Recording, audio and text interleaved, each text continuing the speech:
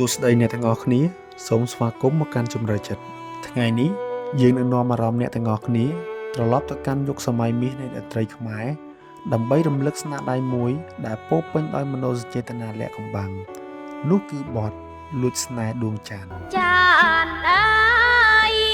រីសាឡំលែទេប៉ុន្តែមានមេនាងនៅតានឆ្ងាយបទចម្រៀងនេះមិនត្រឹមតែល្បីល្បាញដោយសារទឹកដមសម្លេងដ៏ពិរោះស្រទន់របស់លោកស្រីរស់សេរីសុទ្ធាប៉ុណ្ណោះទេតែវាក៏ជាគំនាបមួយដ៏អស្ចារ្យដែលបង្ហាញពីភាពស្មុគស្មាញនៃសេចក្តីស្នេហាដែលមិនអាចទៅរួចតើអ្វីទៅដែលធ្វើឲ្យដួងច័ន្ទក្លាយជានិមិត្តរូបនៃសេចក្តីស្រឡាញ់ដែលនៅឆ្ងាយតើអ្នកនិពន្ធលាក់សារអ្វីខ្លះនៅពីក្រោយឃ្លាឈោងមិនដល់ថ្ងៃនេះយើងនឹងជំរុះរាល់ទិន្នន័យទាំងអស់ដើម្បីវិភាគស៊ីជម្រៅលើស្នាដៃឯកមួយនេះ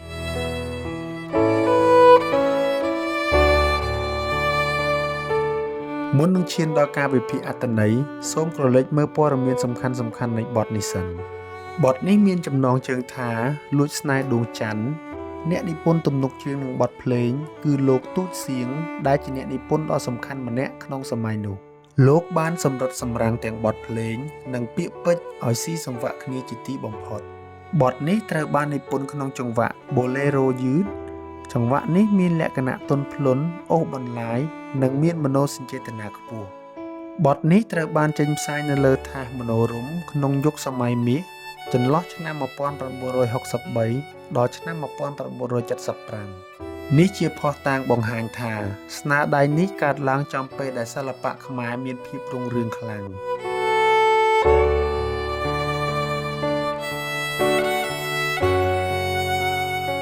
ឥឡូវនេះសូមចូលដល់ផ្នែកសំខាន់បំផុត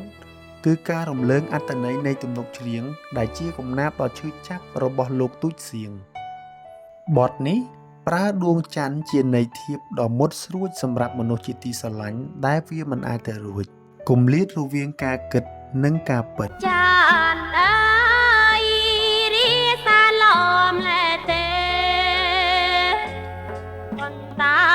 មានមេនាងនៅតានឆ្ងាយថ្ងៃណាបាននេបនឹងកាយបាននៅឆ្ងាយឈោងមិនដល់ការចាប់ផ្ដើមដោយការហៅមាសមេបង្ហាញពីការផ្ដល់តម្លៃខ្ពស់បំផុតប៉ុន្តែភ្លាមស្នេហាត្រូវបានបំបែកដោយការពិតគឺនៅសែនឆ្ងាយ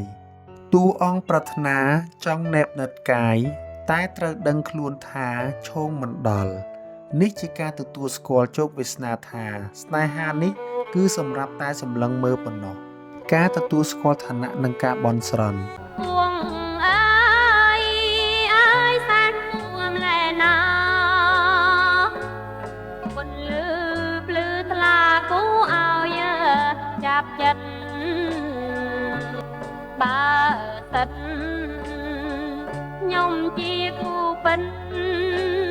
នាំដួងច័ន្ទខ្ញុំទៅជាគួយខតួអង្គទទួលស្គាល់ភាពសែនខ្ពស់និងភ្លឺថ្លារបស់ច័ន្ទសេចក្តីសង្ឃឹមស្ថិតនៅលើគូពិតឬវាសនាសំណូមពរនាំដួងចិត្តខ្ញុំទៅជាមួយផងមិនមែនជាការសុំជួបជុំរូបកាយទេតែជាការបន់ស្រន់ឲ្យស្នេហ៍ដ៏ស្មោះត្រង់នេះបានទៅនៅក្បែរច័ន្ទមិនថាតែក្នុងពិភពលោកបែបណាក៏ដោយការទួញសោកនិងភាពប្រងើយកន្តើយតើអ្នកដឹងទេខ្ញុំលួចស្នេហ៍យូរហើយដេញឡើយបានជានារីធ្វើប្រងើយ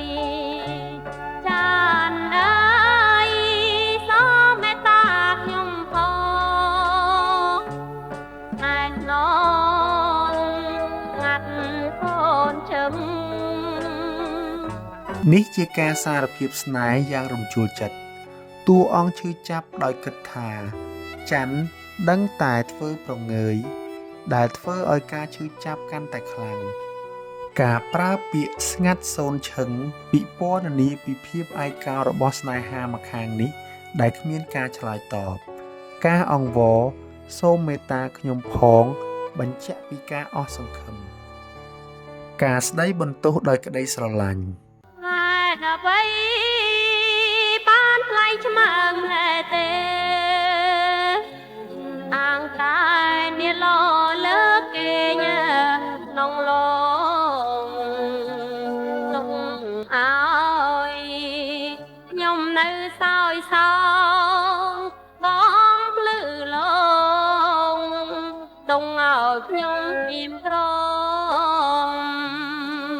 នេះជាចំណុចកំពូលនៃអារម្មណ៍ដែលតួអង្គហ៊ានបន្ទោសច័ន្ទថាឆ្មើងដោយសារតែភាពល្អឥតខ្ចោះឃ្លា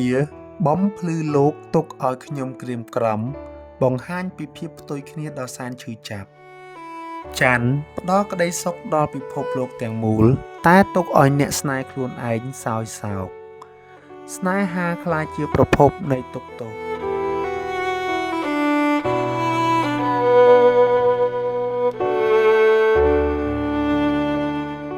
សរុបមកបទលួចស្នេហ៍ដួងច័ន្ទគឺជាការឆ្លុះបញ្ចាំងដ៏អស្ចារ្យពីជម្រៅចិត្តរបស់មនុស្សដែលមានស្នេហាដែលមិនអាចទៅរួចតាមរយៈការតំណាងដួងច័ន្ទដែលល្អឥតខ្ចោះតែនៅឆ្ងាយបទលួចស្នេហ៍ដួងច័ន្ទបានបន្សល់នូវទស្សនវិជ្ជាស្នេហាមួយដល់មនុស្សជំនាន់ក្រោយស្នេហាពិតគឺមិនតម្រូវថាត្រូវតែយកឲ្យបាននោះទេពេលខ្លះការលួចស្រឡាញ់ពីចម្ងាយ ដោយការកោតសរសើរអាចជាសេចក្តីសុខមួយប្រភេទផងដែរតាមរយៈទឹកដមសម្លេងដ៏ទន់ភ្លន់របស់លោកស្រីរស់សេរីសុទ្ធាយើងអាចទទួលយករាល់មនោសញ្ចេតនារបស់អ្នកនិពន្ធបានយ៉ាងជ្រាលជ្រៅសម្លេងរបស់គាត់បានប្រែក្លាយអត្ថន័យកំណាព្យដ៏សែនសោកសៅមួយនេះឲ្យក្លាយជាបទចម្រៀងដ៏អមតៈមួយបទនេះនៅតែមានឥទ្ធិពលខ្លាំងរហូតមកដល់បច្ចុប្បន្ន ដោយសារវាបានឆ្លុះបញ្ចាំងពីអារម្មណ៍ពិតរបស់មនុស្សគ្រប់រូបដែលធ្លាប់មានស្នេហាដែលខ្លួនមិនអាចបង្ហាញឬមិនអាចសម្រេចបាន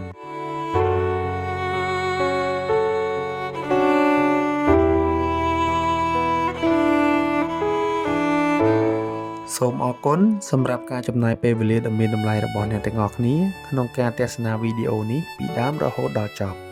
តើអ្នកទាំងអស់គ្នាមានយោបល់យ៉ាងណាដែរចំពោះបទចម្រៀងមួយបទនេះ សូមខមមិនការយកឃើញរបស់អ្នកទាំងអស់គ្នានៅខាងក្រោម